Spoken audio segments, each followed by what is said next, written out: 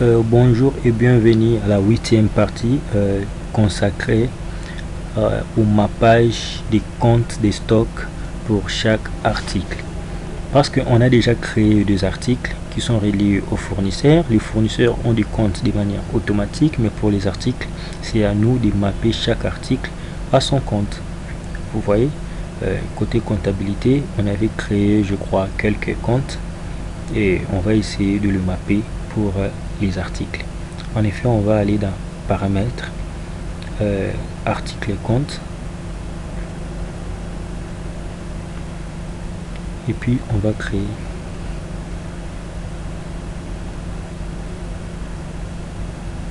Voilà, je vais expliquer. On va choisir la devise.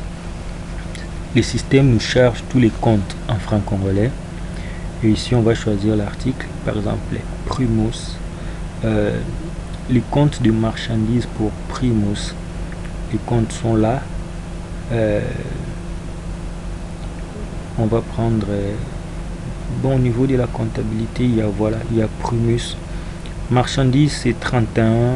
Voilà, comme on n'avait pas prévu le compte 31, il n'y a que le compte 36, on peut toujours l'utiliser, c'est-à-dire que quand on va vendre Primus, c'est le compte de produit fini qui sera touché.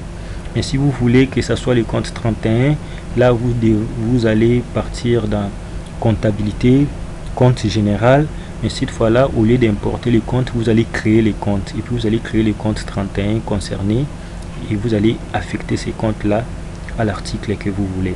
Moi, je prends les comptes de produits finis pour gagner du temps.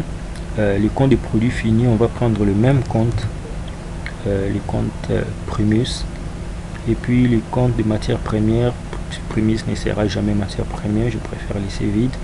Variation des stocks de produits finis, je choisis. Donc même quand vous cliquez, le système sait quel type de compte qu'il faudra charger. Ici, les comptes de variation des stocks de charge. Donc je vais prendre variation des stocks d'abord. Il y a un seul variation des stocks. En tout cas, je préfère créer un compte de variation des stocks parce qu'il n'y a pas les comptes dont j'ai besoin. En effet, je pars dans général. C'est comme ça que vous pouvez créer également les comptes 31 comme je vous avais expliqué. Je viens d'en créer.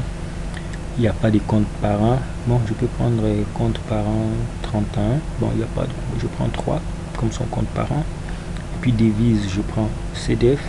Numéro de compte, je dis 603. Ça fait 3, 1, 2, 3, 4.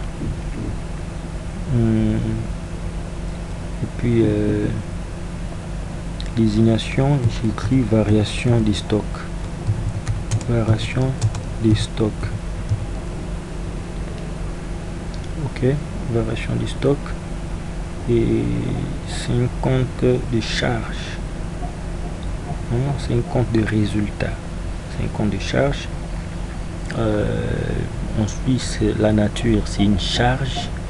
Et puis le sens, c'est débitaire. C'est un compte utilisateur qu'on peut passer les écritures comptables. Et puis je valide. Voilà, là on a profité, vous avez vu comment on peut créer, on avait vu comment importer les comptes. Maintenant on a vu comment on peut créer les comptes manuellement. Comme on l'a créé, on doit maintenant générer les comptes auxiliaires. Générer les comptes auxiliaires. On peut cliquer également sur créer. Parce que générer, ça va générer le tout. Comme il y en a, on peut toujours choisir un seul compte. Même si vous générez, ça va régénérer le tout en ajoutant seulement le compte là qu'on vient d'ajouter. Et j'aimerais que vous voyez toutes les possibilités. Cette fois-ci, on avait créé variation des stocks. Variation des stocks, c'est ce qu'on vient de créer. Et puis on valide. Voilà, c'était juste une parenthèse parce qu'on était bloqué, on ne pouvait pas créer les comptes d'articles. On rentre, on va poursuivre notre objectif. Créer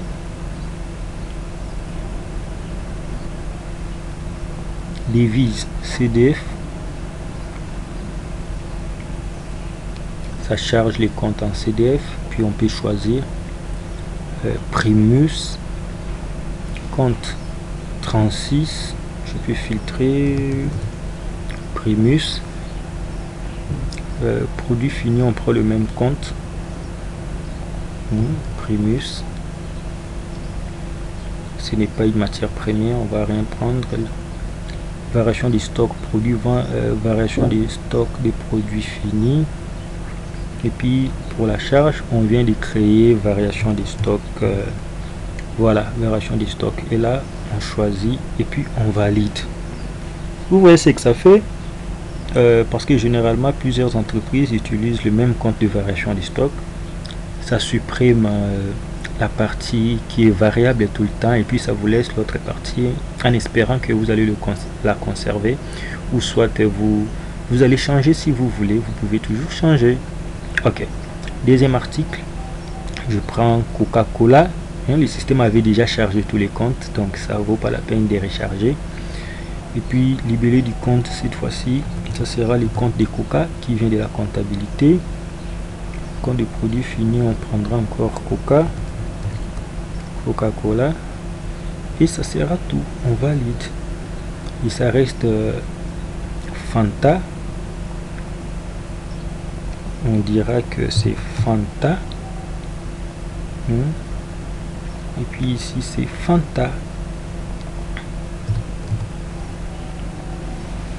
et puis vous validez. Si vous ne voulez pas que chaque article puisse avoir son compte, vous pouvez créer un seul compte stock et vous mettez tous vos articles dans ces comptes stock. Quand il y aura des ventes, la production, des mouvements, ça va impacter seulement ces comptes là. Mais ici nous voulons voir de manière détaillée les mouvements de chaque compte au niveau de la comptabilité. Voilà, les articles ont des comptes. Je crois que la vidéo peut s'arrêter là. On va voir juste le rapport des comptes qu'on a, des articles qu'on a mappés au compte. Il y a plusieurs filtres. J'espère que vous savez déjà comment fonctionnent nos filtres. Je valide seulement, je n'ai rien filtré. Et vous voyez donc les comptes qu'on a paramétrés là. Coca-Cola, un compte de marchandises, Coca-Cola 36, ainsi de suite, compte de produits finis. On n'a rien paramétré au niveau des comptes des matières premières, et ainsi de suite. Ok, voilà. Et on peut s'arrêter là. Et maintenant, la vidéo suivante, on va ajouter les opérations qui seront utilisées avec les articles qu'on a créés. Ça sera les opérations de vente et de production.